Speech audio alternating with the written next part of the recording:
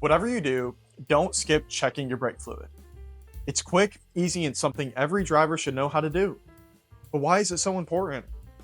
Well, brake fluid is one of the most critical fluids in your car.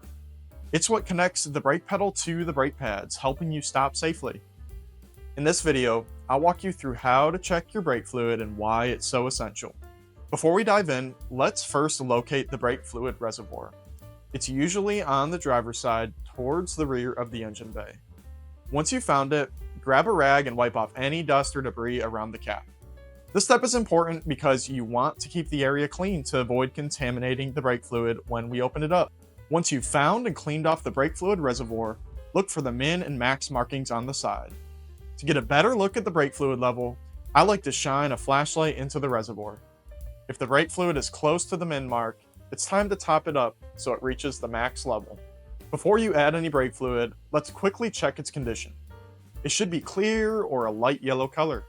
If it looks dark brown or cloudy, that's a sign it's time for a brake fluid change. Even more important than the condition is how long it's been since you last changed the brake fluid.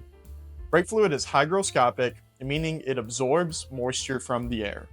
Over 5 to 10 years, that moisture can build up, which can lead to poor braking performance and even cause corrosion or damage to other parts of the brake system. Now it's time to top off the brake fluid, but make sure you're using the right type. There are different kinds like .3, .4, and .5. Check your owner's manual or the label on the reservoir to be sure.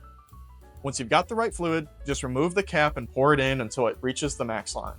But be careful not to spill any. Brake fluid is corrosive and can lead damage to your car's paint. And that's it.